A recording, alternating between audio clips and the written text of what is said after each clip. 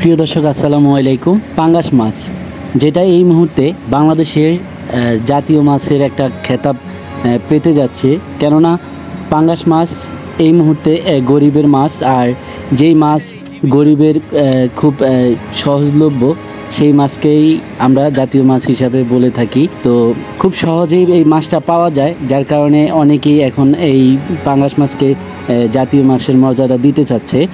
যদিও এটা একটা তর্কের বিষয়, কিন্তু কথা হচ্ছে গভীর সমুদ্রে এত পাঙ্গাস মাছ কোথা থেকে আসলো। আমরা সমুদ্রে আগে ফিশিং করছি শুধু ইলিশ মাছ বা সমুদ্রের অন্য যে মাছগুলো যেগুলো সমুদ্রে থাকে, আমরা সেই মাছগুলো পেতাম বা ওই মাছগুলি আমরা ধরতাম। কিন্তু ইদানিংকালে দেখা যাচ্ছে যে গভীর সমুদ্রেও ঝাঁকে ঝাঁকে পাঙ্গাস মাছ ধরা পড়ছে।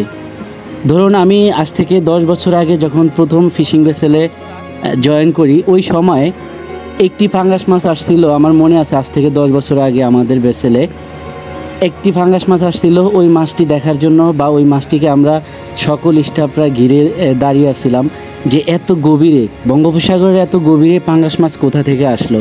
আমরা খুব অবাক হয়েছিলাম। কিন্তু ধীরে ধীরে যত বছর গড়াচ্ছে এবং যত দিন যাচ্ছে, ততই এই পাঙ্গাস মাছগুলো এখন গভীর সমুদ্রে খুব বেশি পরিমাণে পেয়ে যাচ্ছে।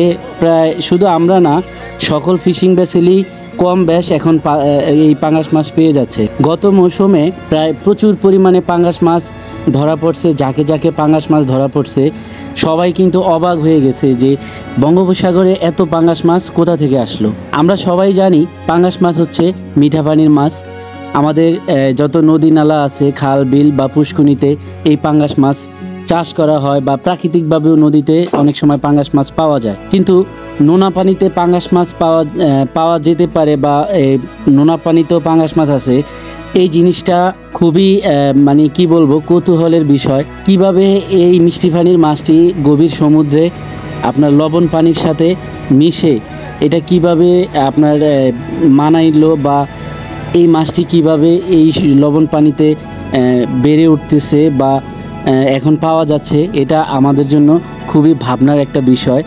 যাই হোক, যদিও এই পাঙ্গাস মাছ লবণ পানিতে পাওয়া যায়, কিন্তু মাছগুলো খেতে কিন্তু অত্যন্ত সুস্বাদু এবং এই সমুদ্রের পাঙ্গাস মাছের খুবই ডিমান্ড।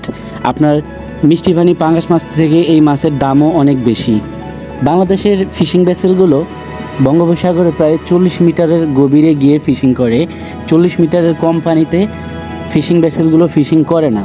তো এতটা গভীরে, 40 মিটারেরও গভীরে পানি, সমুদ্রের পানি কতটা লবণাক্ত, বা সবাই জানি যে সমুদ্রের পানিগুলো খুবই লবণাক্ত। তো এতটা লবণাক্ত পানির ভিতরে কিভাবে এই পাঙ্গাস মাছ বেড়ে ওঠে, এটাই এখন খুবই ভাবনার বিষয়।